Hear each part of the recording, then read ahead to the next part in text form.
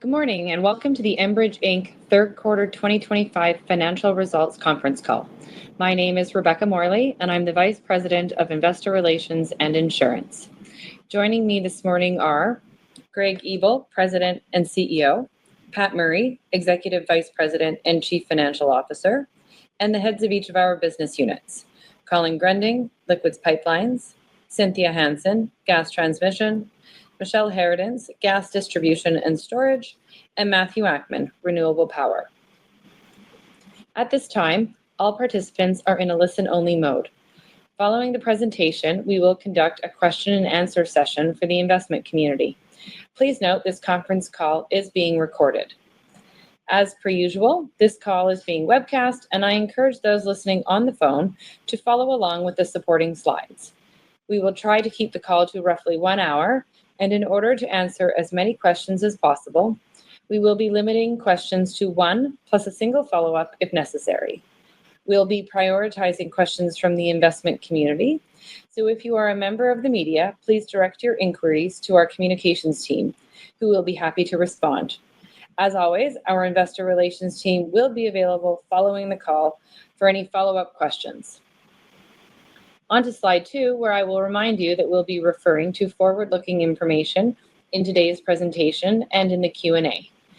By its nature, this information contains forecast assumptions and expectations about future outcomes, which are subject to risks and uncertainties outlined here and discussed more fully in our public disclosure filings. We'll also be referring to non-GAAP measures summarized below. And with that, I'll turn it over to Greg Ebel.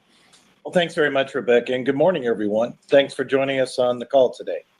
Before we start, I'd like to take a moment to congratulate Cynthia, who announced plans to retire at the end of 2026. Her outstanding leadership and dedication to Enbridge over the past 25 years is inspiring, and I'm grateful that she'll be continuing to provide guidance to our executive team through the end of next year. I'd also like to congratulate Matthew, who will transition to president of our GTM business at the end of this year, as well as Alan Capps, who has been appointed to succeed Matthew as the head of our corporate strategy group and president of our power business. As we've said before, and it remains true today, our investment in people creates a deep bench of executive talent to ensure smooth transition and strong leadership as we move forward. Now, moving on to our agenda for this morning. I'm excited to share another strong quarter and highlight the significant progress we've made throughout all segments of our business. It has been a busy quarter for us, with new projects serving a wide range of customers across our core franchises. We're going to start today with an update on our financial performance, execution of our increasing number of secured growth projects and prospects, and I'll also highlight the strong returns and stability our business continues to demonstrate and provide an update on each of our 4 franchises. Pat will then walk through our financial results and capital allocation priorities, and lastly, I'll close the presentation with a few comments on our first choice value proposition before we open the line for questions from the investment community. We had another strong quarter of results, including record third quarter adjusted EBITDA. That growth was driven by incremental contributions from a full quarter of U.S. gas utilities and organic growth within our gas transmission business. This keeps us on track to finish the year in the upper half of our EBITDA guidance, and we expect to land around the midpoint of our DCF per share metric. Our debt to EBITDA is 4.8 times for the quarter and remains within our leverage range of 4.5 to 5 times. Our assets remained highly utilized during the quarter, with the main line transporting approximately 3.1 million barrels per day, a third quarter record thanks to strong demand. We reached positive settlements at both Enbridge Gas North Carolina and Enbridge Gas Utah, which we expect to drive growth as rates begin to take effect. We're still on track to sanction Mainline Optimization Phase 1 this quarter and Phase 2 next year, and we'll get into more details on those projects during the business update.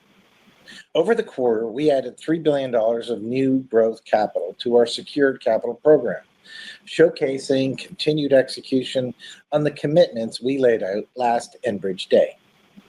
In liquids, we sanctioned the Southern Illinois Connector, adding incremental egress out of Western Canada and providing a new long-term contracted service to Nederland, Texas. In gas transmission, we sanctioned expansions of our Egan and Moss Bluff storage facilities to support the LNG buildout along the U.S. Gulf Coast. And in the Deepwater Gulf, we're expanding our previously approved Canyon system to provide transportation services for BP's recently sanctioned Tiber offshore development. And earlier in the quarter, we sanctioned the Algonquin Gas Transmission Enhancement Project in the U.S. Northeast, as well as the Eiger Express gas pipeline out of the Permian. And finally, we have advanced a joint venture with Oxy to develop the Pelican CO2 hub in Louisiana. These projects demonstrate the competitive edge from our all-of-the-above approach and our ability to meet growing energy demand across all parts of our business. Now let's look at our value proposition and recap our year-to-date execution before diving into the business updates. Enbridge's low-risk model continues to deliver superior risk-adjusted returns in all economic cycles. Our cash flows are diversified from over 200 high-quality asset streams and businesses that are underpinned by regulated or take-or-pay frameworks. Over 95% of our customers have investment-grade credit ratings. We have negligible commodity price exposure, and the majority of our EBITDA has inflation protection. All of this results in Enbridge's industry-leading total shareholder return while maintaining lower volatility compared to peers and broad index constituents. Looking ahead, Enbridge's utility-like business model remains well-positioned, and policy support for new investment in critical projects is improving, creating a business environment that incents coordination, dialogue, and growth. And I'm very pleased with how the team continues to grow the business and excited by the opportunities ahead for Enbridge. With that said, let's jump into the business unit updates, starting with liquid segment. Mainline volumes had another strong quarter, delivering a record 3.1 million barrels per day on average for Q3. The system was apportioned for the entire quarter, reflecting continued strong demand for Canadian crude and the need for reliable egress out of the Western Canadian Sedimentary Basin. Given the continued strong demand for the Mainline this year, we expect to reach the top of the performance collar ahead of when we initially anticipated. This is a great sign for us and our shippers. We're achieving the maximum allowable returns under the Mainline tolling settlement, delivering competitive value to our shareholders, and our alignment with customers incentivizes us to move the increased volumes and provide them with access to the best markets. This leads in well to Mainline optimization projects that I'll discuss shortly here, in addition to the previously announced projects like Mainline capital investment. In the U.S., we sanctioned the Southern Illinois Connector project, which is backed by long-term contracts for full path service from Western Canada to Nederland, Texas. Once complete, the new pathway will add 100,000 barrels per day of contracted full path capacity to the U.S. Gulf Coast via 30,000 barrel increase per day on Express Platte system, 56 miles of new pipeline between Wood River and Patoka, and utilization of 70,000 barrels per day of existing capacity on the Spearhead pipeline. Looking ahead at additional egress projects, we are continuing to advance approximately 400,000 barrels per day of incremental capacity to the best refining markets in North America via Mainline Optimization Phase 1 and 2. MLO1, which will add 150,000 barrels per day of incremental egress, is entering the final stages of customer approvals, and we are still on track to make FID this quarter and place the project into service in 2027. MLO2 has made significant progress as well, and that project could now add another 250,000 barrels per day of additional capacity in 2028. The second phase of Mainline optimization will utilize capacity on the Dakota Access Pipeline, and we're happy to announce that we're teaming up with Energy Transfer to make that happen. So stay tuned for more on MLO2, including an open season announcement early in the new year. Relative to potential greenfield projects that would require significant energy policy change, these brownfield opportunities offer the quickest and most cost-effective way to adding close to 500,000 barrels a day of capacity to satisfy the near-term production increases forecasted out of the basin. Finally, for liquids, we added the Pelican Sequestration Hub to our backlog, a project in Louisiana which will provide transportation and sequestration for 2.3 million tons per year of CO2 and is underpinned by 25-year take-or-pay offtake agreements. We will partner with Occidental Petroleum to advance the hub, with Enbridge managing the pipeline infrastructure while Oxy develops the sequestration facility. Now let's turn to our gas transmission business. This quarter, we've sanctioned an additional capital-efficient connection to our Canyon pipeline system to support BP's Tiber development in the Deepwater Gulf.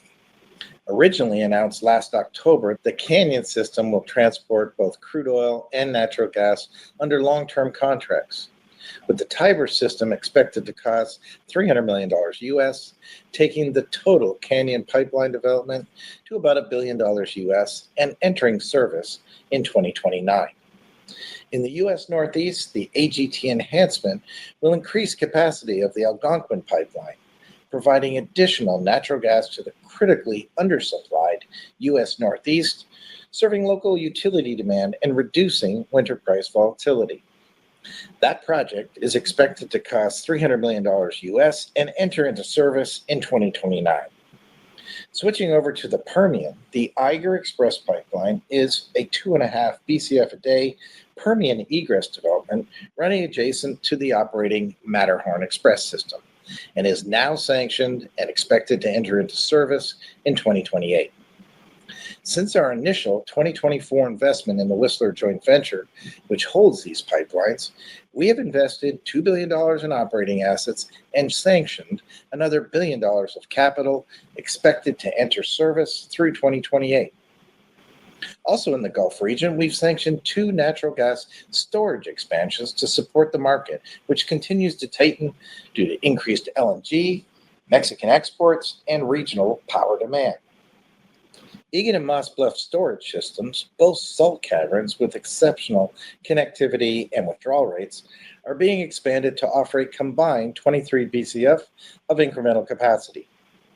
We expect to invest approximately $500 million in these facilities at 5 to 6 times EBITDA builds and come into service in phases through 2033. It's worth taking a moment to dive a little deeper into the growing North American storage market and how we are positioned to serve our customers. Between Moss Bluff and Egan, as well as the expansion of Aitken Creek announced last quarter, Enbridge is now set to add over 60 BCF of new natural gas storage directly adjacent to the major LNG centers in North America.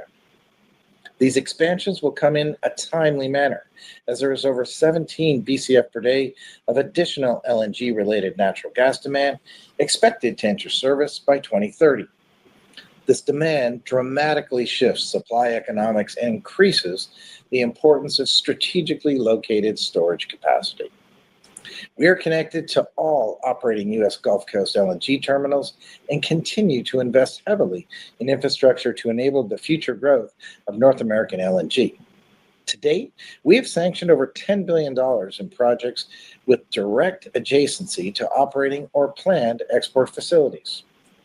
There is a growing storage deficit across the U.S. Gulf and British Columbia coasts, and having existing assets with the opportunity to execute brownfield expansions is incredibly valuable to our customers and investors.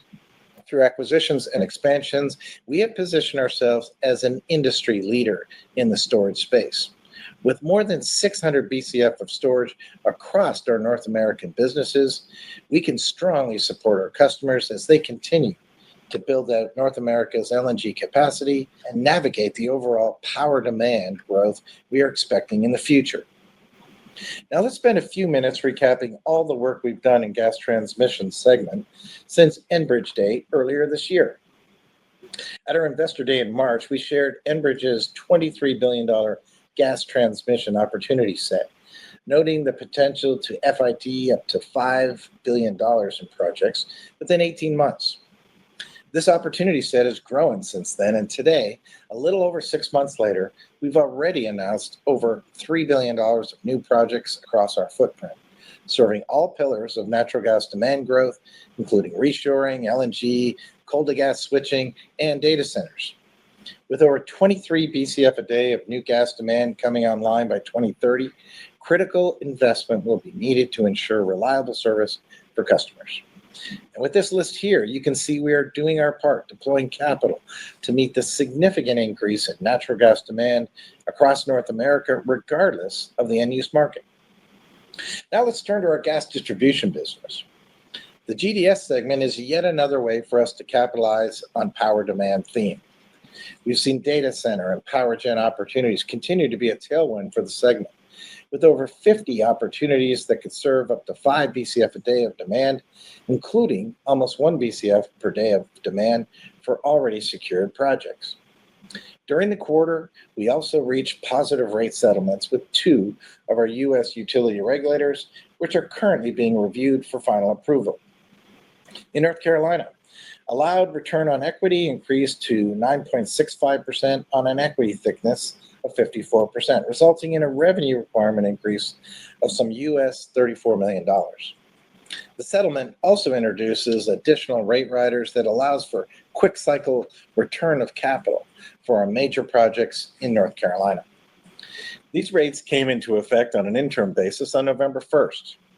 In Utah, we filed a settlement for a revenue requirement of $62 million US, which supports continued investment at attractive returns.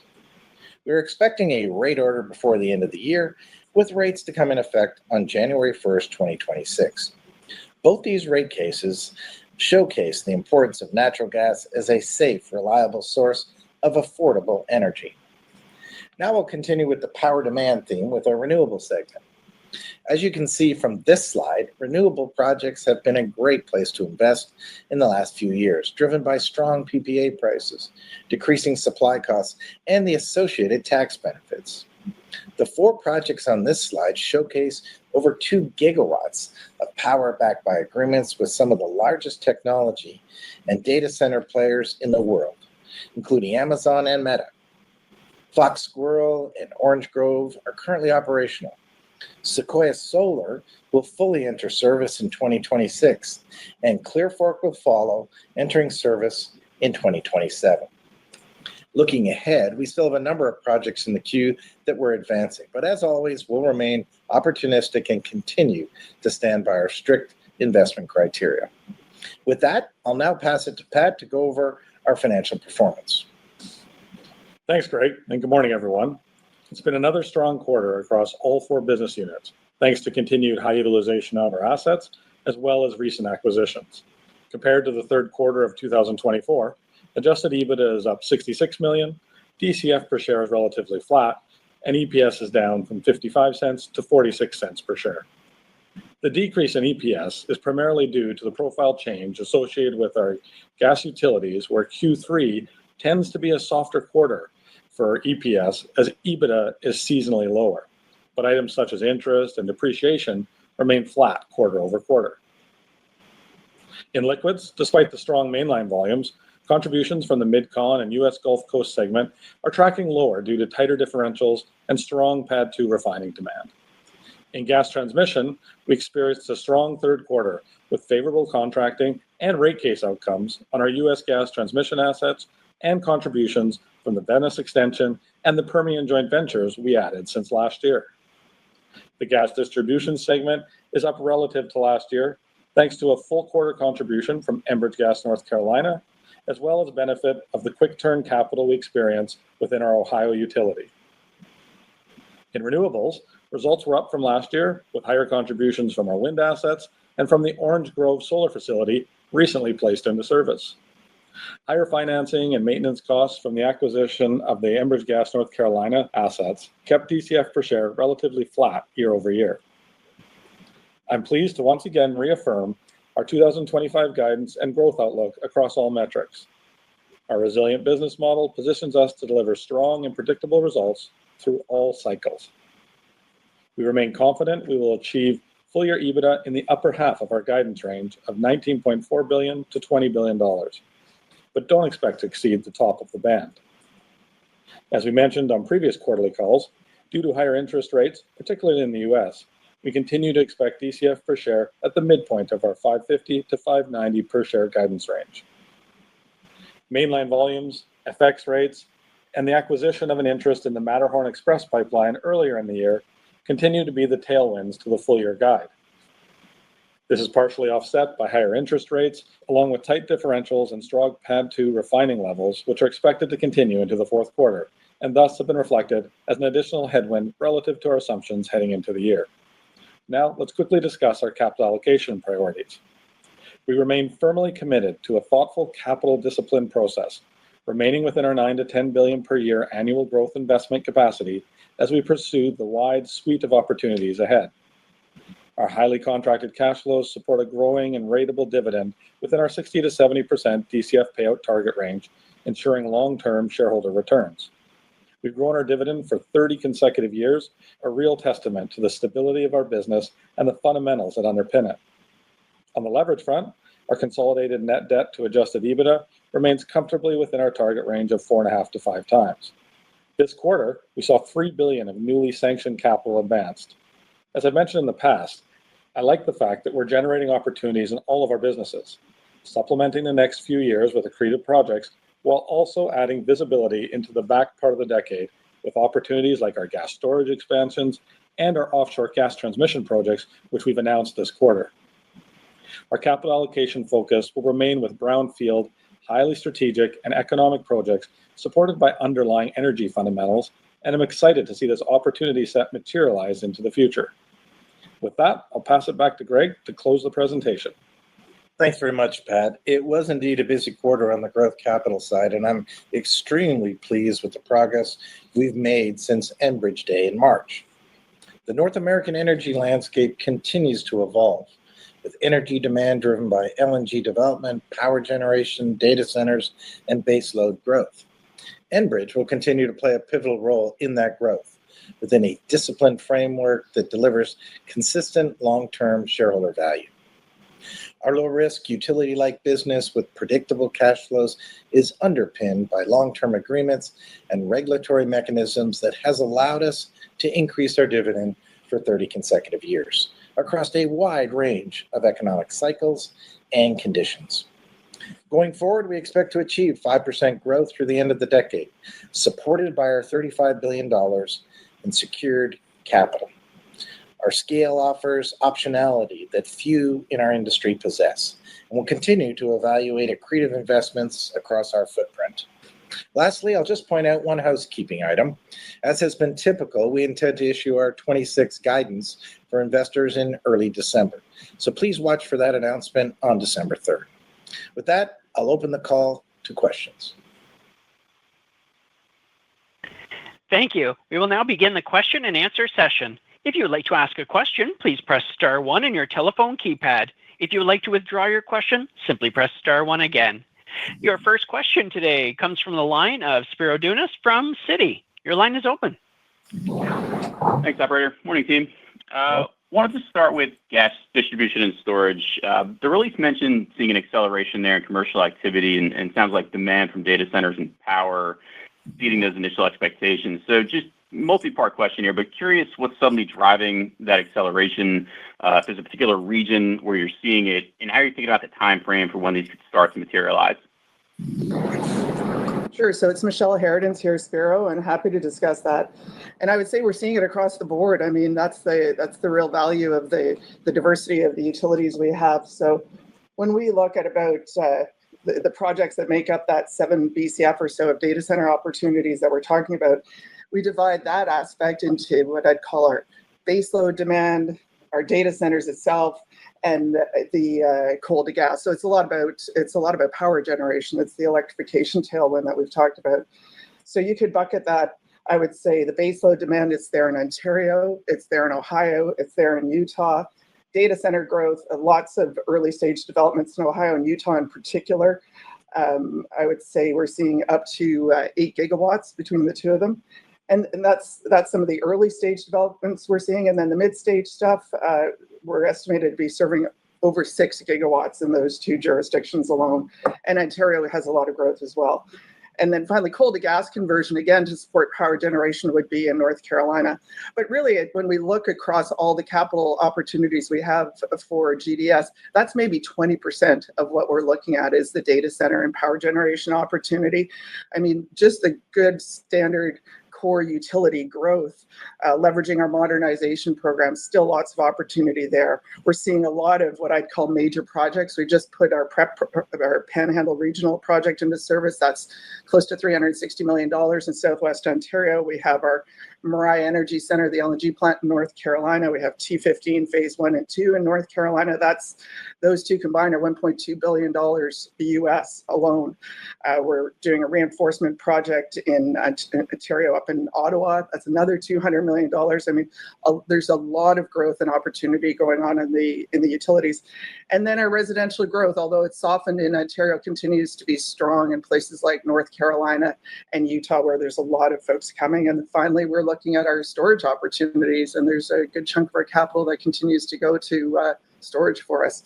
So a good suite of capital there, but hopefully that answers your question. Yeah, good upside, Spiro, from what we thought when we bought the assets. Absolutely. 2 years ago. We didn't, a lot of the folks hadn't seen the data center stuff, particularly in places like Ohio. We knew Utah and North Carolina would grow nicely, but Ohio, the opportunity there that's happening on the industrial side and the power side and data center related is really great. I think people are kind of forgetting the fact it's not just about power right across the board, but not only the secondary benefits, i.e. industrial growth, Caterpillars, GEs, et cetera, having to build things and equipment. There's tertiary growth associated with DC and AI, which is really going to drive all these commodities, including oil, as you see higher GDP, higher industrial growth. Who's building all this stuff? They're using gasoline, they're using diesel, they're using oil. So I see it right across the entire system. Great. It's a helpful color. Second question, maybe just going to line 5. You all recently received a favorable decision from the Army Corps there, and it sounds like you expect state permits to be confirmed soon. So just curious how you're thinking about starting construction on that segment, and how do the outstanding items in Michigan play into next steps here?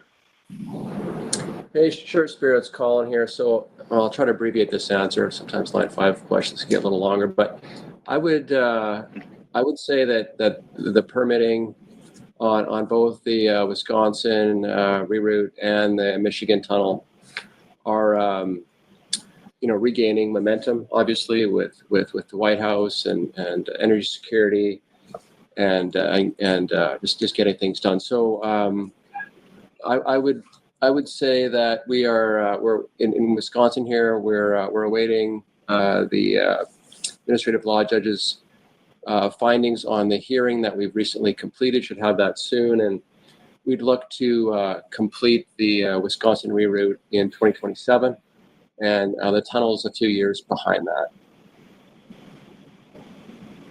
Great. I'll leave it there for today. Thanks, everyone. Thanks, Drew. Your next question comes from a line of Aaron McNeil from TD Cowen. Your line is open.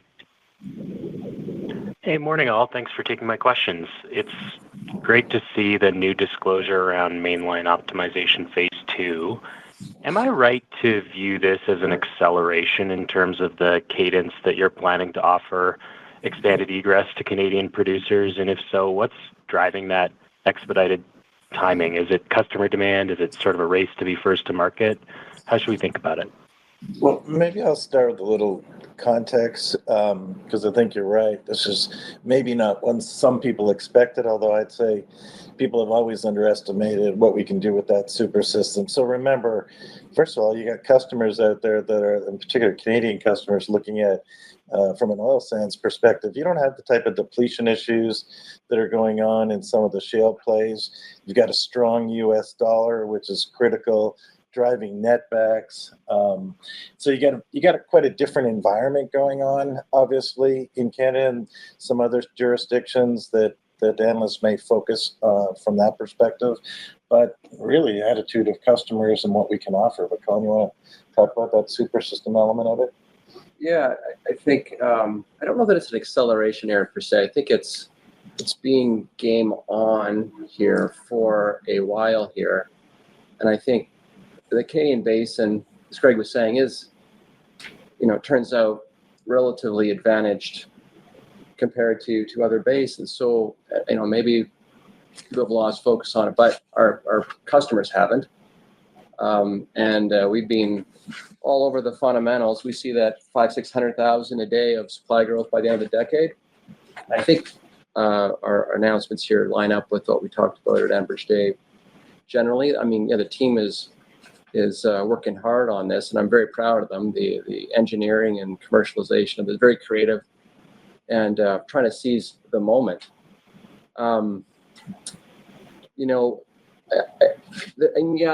If there's bigger policy unlocks, there could be much more upside to monetize the trillions of dollars of value up in northern Alberta.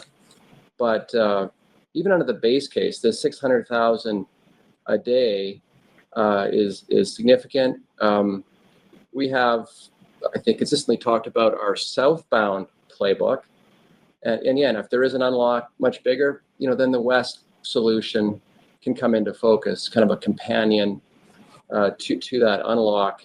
But in the base case, south is where it's at. Our customers prefer that direction. Integrated business models, lots of big, efficient, long-lived refineries that are very competitive, and of course, less competition now from Venezuela and Mexico inbound heavy. So Canadian oil will gain market share in that basin. I think our solution set is unchanged. We're proud to sanction Southern Illinois Connector. Maybe in baseball terms, that's our leadoff hitter, and it's now on base. We've sanctioned this. This is a dual flow path, 30,000 of new egress on Platte, and the other 70 coming down our Spearhead pipeline existing capacity, and we're going to move that on EDCOP with our, which we partially own, with our partner Energy Transfer. MLO1 is at the plate right now, and we expect to make commercializing announcement here in the next couple of months before year end. Again, that's 150 a day. I think that's well chronicled. It's capital efficient, permit light, using existing pipe and right of way. And recall, we've already successfully run an open season on the Flanagan South path through Seaway with our partner partner Enterprise Products.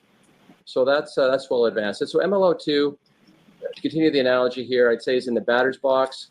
And as Pat and Greg mentioned, it's got a bigger bat than we thought we had before. We've upsized that from 150 to 250 a day. And again, similar to MLO1, existing pipe and right of way. And so, again, using joint venture partners, this is all coming together nicely. Not acceleration, but I think continuing through here and hopefully get the bases loaded. Yeah, I hope it, and obviously not lost on you, Aaron, but as Colin goes through that, you just tick off all those pipeline systems. And it's not just about the main line. You got Express Platte, you got EDCOP, you got DAPL, of which we own all of or parts of right through the whole system. So there's multiple ways for us to serve our customers and multiple ways for our investors to win. And that's the pretty exciting part that I don't always feel gets fully valued in the market for sure. That's a ton of great context. Thank you for that. As a related follow-up, a significant portion of the $35 billion of secured capital comes into service in 2027. As we think about all these liquids projects that you just outlined, continued success in GTM, steady growth across the utilities, do you see sort of what I'll call a high plateau in terms of capital entering into service towards the end of the decade? And do you see any timing or capital sequencing issues to maintain the spend between 9 and 10 billion? Maybe Pat will want to add to this, but I don't think so. I mean, we're constantly adding to the back end. I think that's not unusual for companies like ourselves. Just go through stuff that Colin went through, right? You're talking 27, 28, And then 2930, you'll see additional pieces as well. The gas deep Gulf stuff is all 29. Storage piece comes in some late 29, 33. So I think it'll stay up at that amount. That's what gives us the confidence on 5% growth. It's a bit of a flywheel that's going on right now, which is quite positive. But from a balance sheet perspective, feel very good about that 9 to 10, Pat. Yeah, I think so. At the end of the day, we've got a pretty fulsome 26 now. We've reserved some capacity for these MLO 1s and 2s. I mean, 1 will have some spend in 26, 2 probably not as large as it's a little later, but we reserve some capacity given how confident we now are in those moving forward. And then, as Greg said, we're really happy to continue to build out the back part of the decade, and hopefully that's adding a lot of clarity into the growth that the enterprise can have. And I think it's pretty common in our infrastructure business where you have secured some capital for the next couple of years. It's kind of close to or just below your kind of capacity, and then the out years you're filling up. And I think the team's done a great job in the last 6 months of doing that. So we're very comfortable. Makes sense. Thanks, everyone. I'll turn it back. Thanks, Aaron. Your next question comes from a line of Jeremy Tonet from JP Morgan. Your line is open. Hi, good morning. Morning, Jeremy. Just wanted to kind of maybe follow up a little bit on the last line of questions there with regards to growth over time, and having talked about this 5% EBITDA growth potential over the medium term post 26. And I know you're not going to give us the December update today, but just wondering any foreshadowing you might be able to provide us here, or thoughts into how we should be thinking about how that update could unfold. Yeah, I'm not sure we are going to give you much of that right now, because as you say, it's December. But look, I think you've heard what we've been able to do on the gas side today with announcements, the liquid side. Michelle gave you a good tour de tab on that side as well. And even despite what some people have looked at, we've even done a number of things on the renewable power side in the last year. So I think it's the benefit of the portfolio. And again, those secondary and tertiary benefits of everything from power demand, from policy changes, from GDP growth that actually give us that confidence. And we see growth right across the system. So if your question is, do we see pullbacks in areas? No. In fact, we see acceleration. Even the renewable stuff that we have, a lot of that stuff's a long ways down the trail, and anything we do sanction would have already been in a good spot from a policy perspective. So, and as Pat just mentioned, we got the balance sheet capacity, internally generated cash flow to be able to meet those demands. And obviously, every dollar of EBITDA we adds another $4 or $5 of capacity. So we're very focused on that. So it's probably where I'd leave it today. I don't know, Pat, would you add anything further? Yeah, I mean, I think our message, if you remember back 6 months ago at Enbridge Days, was that the whole goal here was to add clarity into that back end of the decade growth rate. And I think it's fair to say that we're doing a substantial amount of projects that should help to clarify that. So, we're confident in the growth rates that we've put forward, and we'll continue to add to this backlog. We know there's more to come in really every business, which is what I like the most about it. We've got a very diverse set of opportunities over what really turns out to be a 5 to 7 year timeline now. So, yes, we're feeling good about the growth rates. Fair enough. Figure it's worth a try. Just want to dive in a little bit more into Western Canada and gas storage there with, LNG Canada ramping up. Just wondering if you could provide maybe a little bit more color on the tone of customer conversations there. It seems like the market's going to need a lot more logistics. You're expanding gas storage capacity there.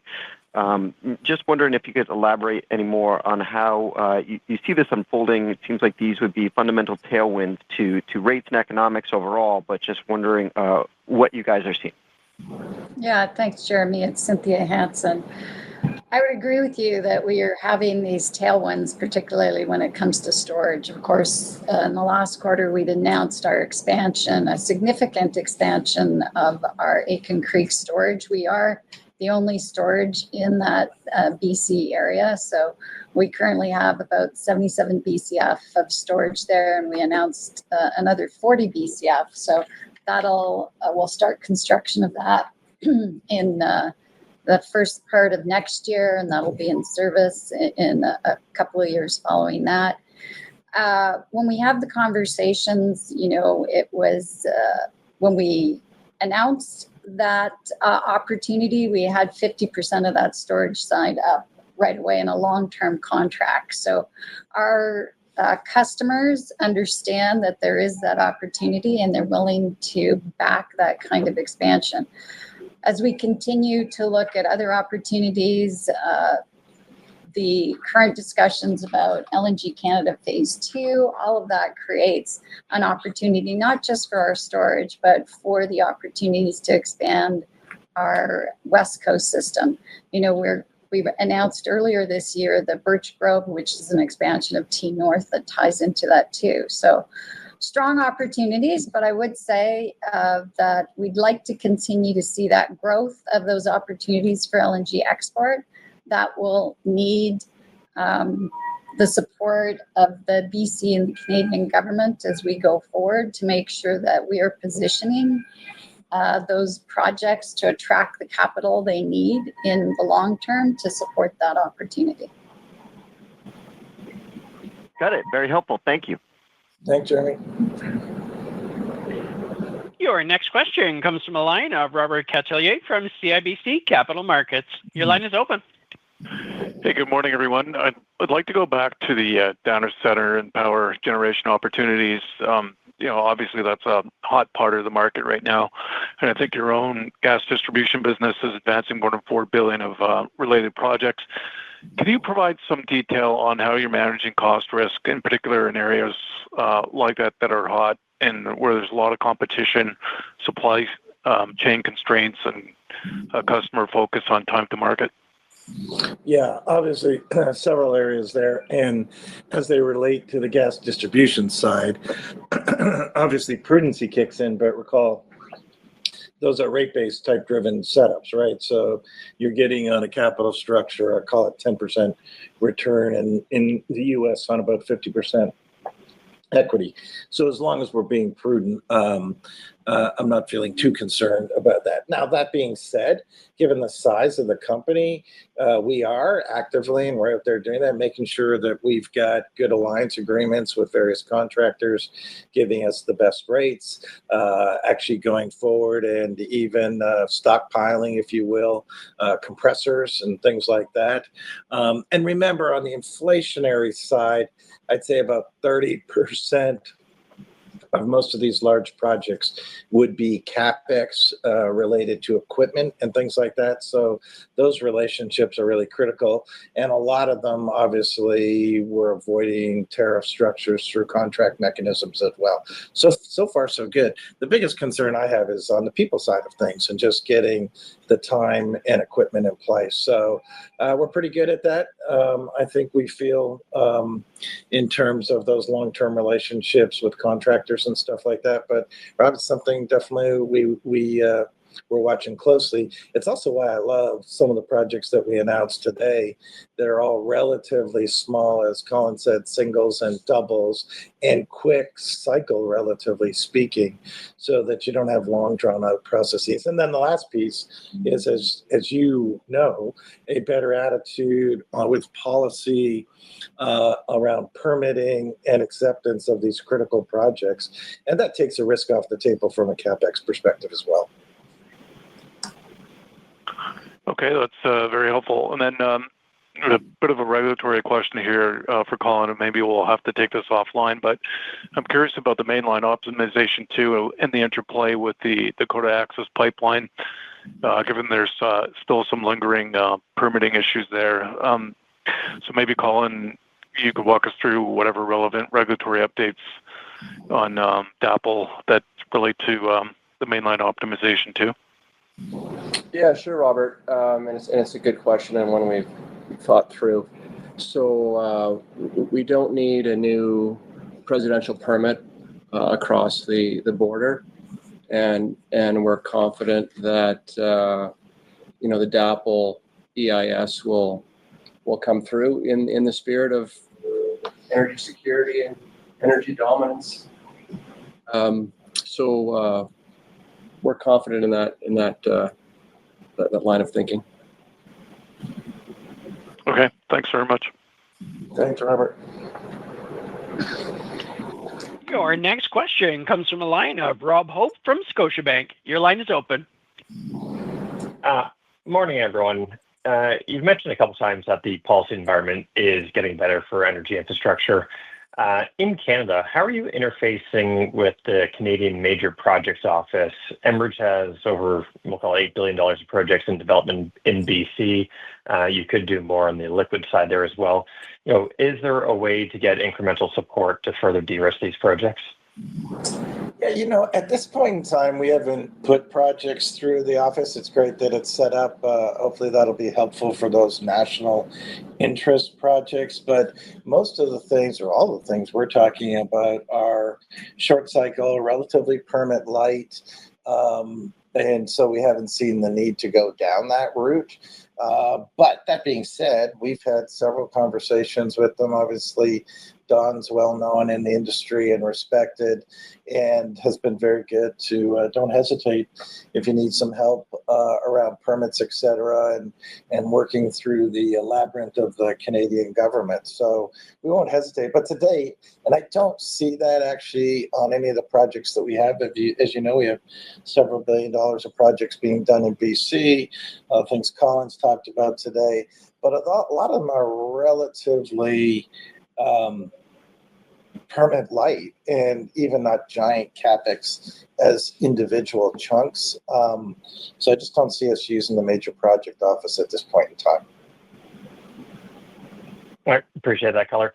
And then maybe just going back to the main line, appreciate all the details on further expansions, Colin, but maybe to dive in a little deeper, and I know it's early days, but what would an MLO3 look like, and how much more incremental capacity do you think you can get out of the basin without, we'll call it, a good amount of large diameter pipe?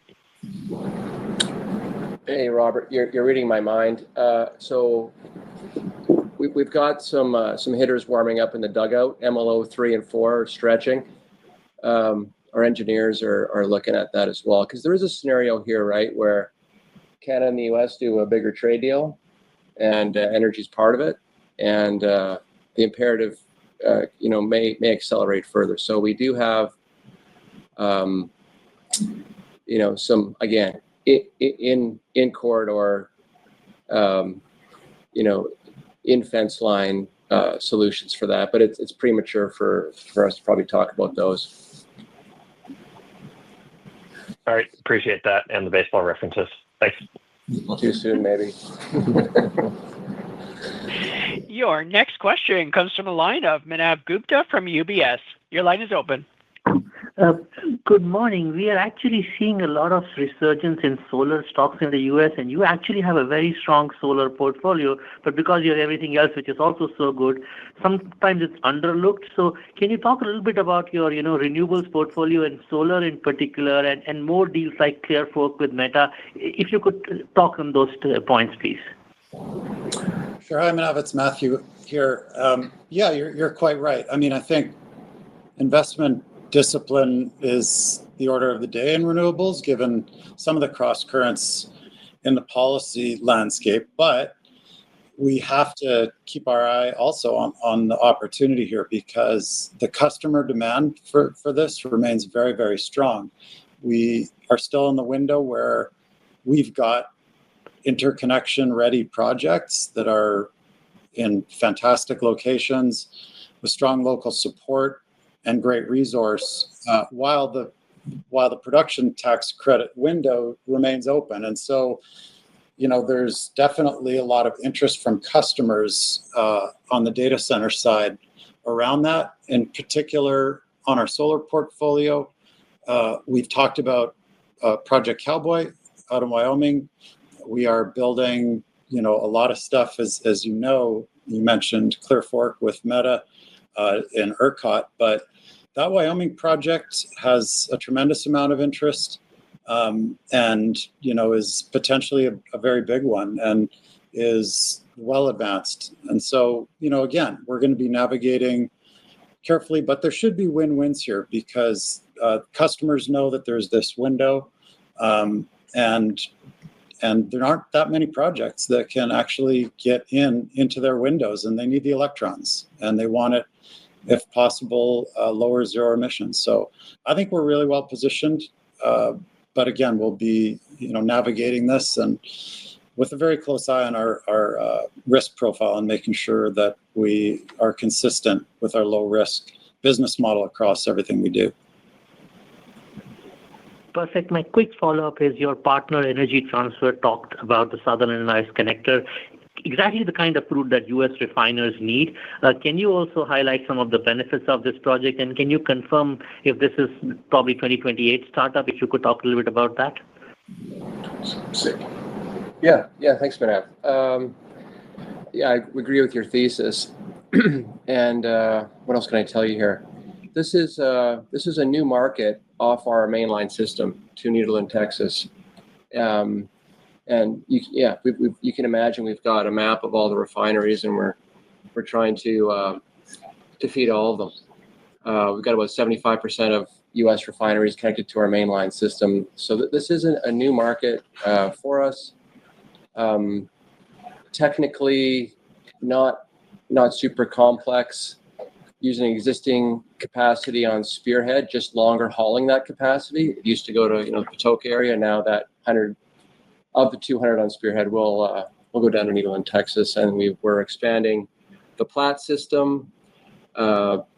Think pretty simple scope there, pump refurbishment. So high confidence execution, and so the timeline should work.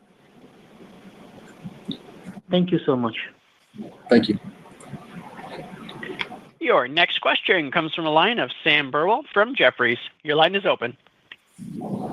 Hey, good morning, guys. Some of this has been touched on already, but just a quick one on Southern Illinois and the full path. The mainline optimization seemed like they're on the right track, and mainline volumes were 3Q record, but downstream of that, low volumes in 3Q, and it seems like it's going to be a headwind in 4Q as well. So just curious if you have a view on when that could improve, and then is there anything to read into the 100,000 barrels a day capacity on Southern Illinois? Because I think the open season figure was higher than that, like 200. So just curious on your thoughts on full path volumes improving over time. Sure, I can take that. So I think it's a temporary anomaly here. That path on our liquid system south of Chicago down to the Gulf has been pretty robustly used for a long time. It's been recently weaker, still pretty good, but a little bit weaker, as you saw in our disclosures. Pat talked about it. That is due really not the weakness south per se, but more so that demand, that upper pad 2 demand has been unusually strong in the last quarter or two. So higher absorption of that high mainline throughput just a bit further north. And so double click on that. Why is that? I think a couple of reasons. One, product levels were lower given fuel demands, and so those refiners were running pretty hard, so higher utilizations to replenish those inventories. And secondly, they had I would say higher than average just uptime, and so the combination of those two factors kept a lot of that mainline oil at home, so to speak, in the upper pad 2 market. I think Q4 should be maybe a little better than Pat suggested. We've seen some early quarter improvements here, and then moreover, I think just longer term, we've got a lot of confidence in that path. In fact, we just have successfully run 2 open seasons for that path. Both have been oversubscribed to expand it. So I'd say it's a temporary effect. Oh, you also asked about the 200 versus 100 on. Yeah, pardon me. So we we're pretty happy with the 100 with our partner there. We actually had oversubscription for the 100, but we end up settling it at 100. It's just the most efficient kind of sweet spot on that project for economics overall. Okay. Yeah. Thank you. Much appreciated. Thank you. Your next question comes from a line of Ben Pham from BMO Capital Markets. Your line is open. Hi, good morning. I wanted to touch base first on the Woodside LNG project. Could you remind us going forward how the mechanism works on a contract as you close on the in-service dates? Yeah, I think you mean wood fiber. Cynthia can take that, right? You mean wood fiber, sorry. Yeah, thank you. So the way our contract works is that we will be setting that final toll closer to the in-service date. So with our contract terms, we will get our return based on that toll structure that's finalized at that date. So we continue to benefit from the delay in that term as the costs increase, and that will allow us to actually have limited exposure to some of these cost overruns that we're starting to see on that project. Now, we are really excited, though, that we're 50% complete overall on the construction, and we believe that there's a really strong path to getting us to the 2027 in-service date. You know, the other thing, we'll have to see how it plays out, but the Canadian budget did have some accelerated bonus depreciation for LNG projects that have low emissions. And I think, as we've talked about before, this will be amongst, if not the lowest emission LNG project globally, given how it's getting its power. So we'll watch for that, which should be helpful from a return perspective as well. Okay, got it. And I have to chuckle when I said Woodside because I did have a follow-up question on that partnership more specifically. I just think about your investments and on the BC coast, and I'm curious, just with LNG additions ahead and some of the strategic partnership you're seeing with Williams in particular, is there appetite for Enbridge? Maybe not something specifically like that, but maybe just appetite for LNG beyond what you have right now. Yeah, you know, Ben, we're not opportunity light. We are opportunity rich. So us taking on, I can't see us taking on an LNG facility with commodity exposure, which is what some other folks that you mentioned have done. You know, we'll get done the Woodside opportunity here, and then we'll see. Obviously, there's a lot of water still to go under the bridge about getting things built in off the BC coast. So let's continue with our wood fiber project. Sorry, I said Woodside. Now you got me saying it. The wood fiber project before we look at other ones. And, you know, look, you saw us announce today, those storage projects are serving LNG on the Gulf Coast. Aiken's going to serve LNG in BC. A lot of the projects that Cynthia mentioned, the pipeline project, that's the stuff we know and know very well and earned solid regulated rates of return on. I think in this environment, that's probably a better setup for us. So, you know, we'll always look. We get an opportunity to take a look at everything, but I don't think our investor proposition is open to taking on a bunch of commodity exposure. We don't want to. Okay, understand. Thank you. Thanks, Ben. Your next question comes from a line of Maurice Choi from RBC Capital Markets. Your line is open. Thank you, and good morning, everyone. First question is about your crude oil production growth projections. I remember back in Enbridge Day, you've made a forecast that you may see more than 1 million barrels a day of growth through to 2035. Assuming that projection was made based on the landscape at that point in time, how would you view this growth now, given what appears to be a supportive regulatory and political landscape in Canada? It's Colin. Yeah, great question. And you know, I think both of those projections are, I think, internally consistent, and I think our view of that is stable. there is an upside scenario here that if Canadian federal policy, comes through on this vision of a global energy superpower, which we believe in strongly. We have a unique perch on that. I think there is upside. There's for sure upside in that scenario, but it's an if at this point. It's an if at this point. So we've calibrated our business plan to the base case, and to a question a few minutes ago, are generating further solutions if the upside comes to be. You're gonna get a good insight on that, I think, as well, Maurice, right? Because if the policy conditions form in Canada that ensure that as a producing nation it's actually competitive, the first sign of that's going to be our producers, and them being more optimistic about production, and then we'll be able to react as capital forms. So, but at this point in time, we wouldn't change the million by 2035, and the MLOs and the Southern Illinois Connector and our mainline investment capital is all consistent with how we see that rolling out between now and the end of the decade, all other things being equal.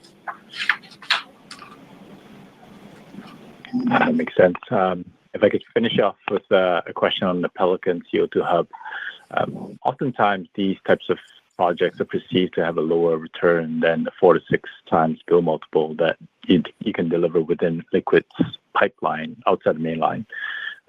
Recognizing that you do have a internal competition for capital among your various businesses, I wonder if you could comment on the returns here, or just more broadly about lower carbon opportunities. How do they compete for capital internally? Yeah, look, I think both ourselves and Oxy are pretty darn careful on this front. If this project didn't earn at least the returns that we get from other liquids projects, as you say, outside the main line, it wouldn't have got sanctioned. So obviously, I would even argue there's always some policy risk, so you want to make sure you get this right. So this is very much in that wheelhouse, if not a bit better. And obviously the tax incentive structures, we've got a lot more clarity on that out of the OBBB bill that came out, so that we know exactly what our tax incentives are on that. And it's got a long-term 20, 25-year contract with offtake players. So I would say returns are at least, if not a little bit better than what we're seeing in this world. Policy support is there where it may not be for some of the other unconventional investments, and we love our partner on this front who has very similar return type parameters.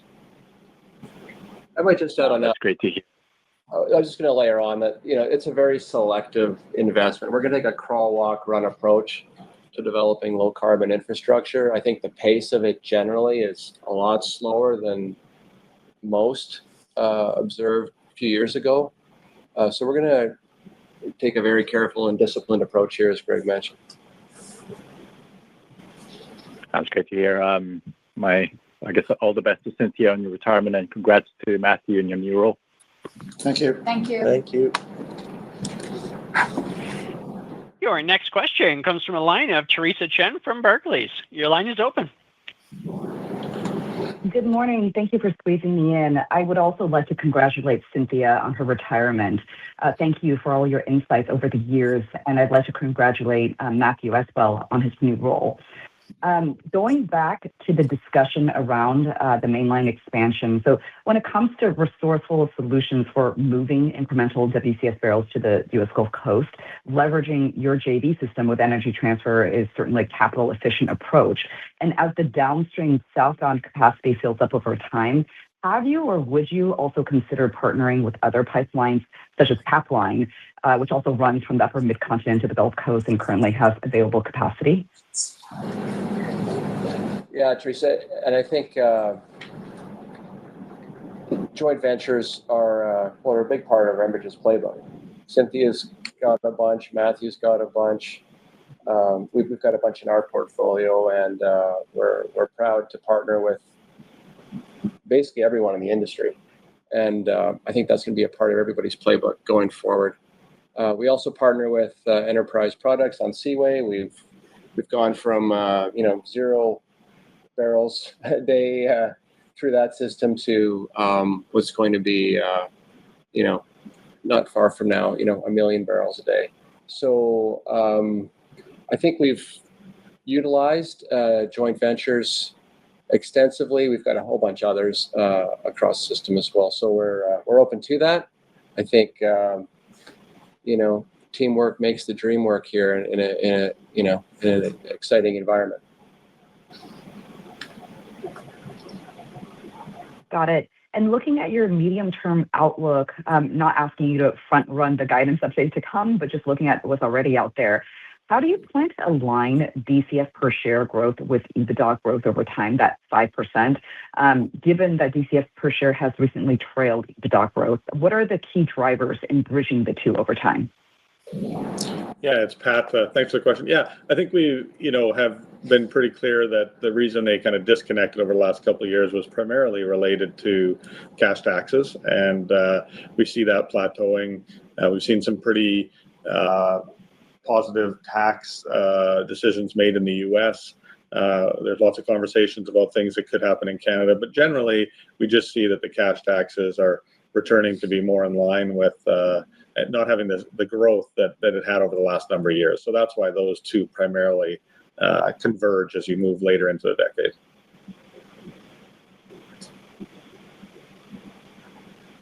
Thank you. Thanks, Teresa. Your next question comes from the line of Praneeth Satish from Wells Fargo. Your line is open. Thanks. Good morning. On the Egan and Moss Bluff gas storage expansions, can you break down how much of the 23 BCF of capacity is already committed under long-term contracts versus any shorter-term contracts or merchant capacity?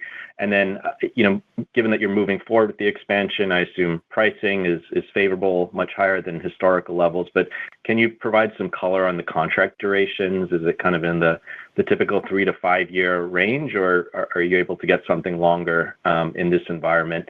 And then, I guess as a follow-up to that, how do you think about the trade-off between locking in longer storage term contracts versus keeping them shorter so that you could potentially benefit from higher recontracting rates in the future? Thanks, Praneeth. It's Cynthia. I would say that where we are right now, we have Egan, the first cavern that we're developing there is about 50% contracted, and we'll, over a period of time, leg into that. We're managing these assets. It's an existing portfolio, so we're going to manage those contract terms consistently with how we've operated those assets. When we look at the overall contract terms, it is a speed from, that 2 to 5 year kind of average overall. We always look for those longer terms as to be part of that portfolio. But as you noted, just with the opportunities right now as we continue to see the demand for storage increase, and we've seen some strong pricing associated with that, that's really supporting this ongoing development that we're doing. We'll want to try and manage the portfolio to really optimize that structure as we go forward. Yeah, and that 3 to 5 years, 2 to 5 years, pretty typical the way that we've done it historically. And look, I think we've got a super high level of confidence in the LNG coming in on the Gulf Coast. So that probably lets us, leg into the contracts and we want to. But it depends on the location, right? Like, for example, the Aitken Creek contract, I think we took about half of that and have it under a 10-year contract. So it just depends on the situation, and it's worked extraordinarily well. I'm glad you raised the storage question because, we've got 600 Bs or so. So if you across North America, all with great optionality outside the regulated piece. But we're adding just the announcements in the last 12 months, 10% to that number. So it's a big uptick for us at the right time in the market. And I feel very good, as Cynthia says, the way we'll leg into this. Thank you. And then I'm sure you saw that Plains recently announced the acquisition of the remaining interest in the EPIC crude pipeline. They've talked about potentially expanding the pipeline. may or may not do it, but if they do, seems like it could be a positive for your Ingleside assets. So just curious, if you have any thoughts on that deal or just the overall landscape now at Corpus and the puts and takes for your Ingleside and Gray Oak assets. Yeah, it's Colin here. Yeah, and we've observed that obviously, and we're partners with Plains on Cactus 2 already. I'm sure there's more work we can do together. To the spirit of the question a couple minutes ago on teaming up. Our franchise remains a work in progress, but it's still a really a good one. Ingleside is the number one export terminal on the continent. It's poised to grow. All the advantages it has. Gray Oak's great. So we're pretty confident with our system there, and hopefully can do even more with plans going forward. Thank you. Appreciate it. Thanks. And that concludes our question and answer session. I will now turn the call back over to Rebecca Morley for closing remarks. Great. Thank you. And we appreciate your ongoing interest in Enbridge. As always, our investor relations team is available following the call for any additional questions that you may have. Once again, thanks so much and have a great day. This concludes today's conference call. Thank you for your participation. You may now disconnect.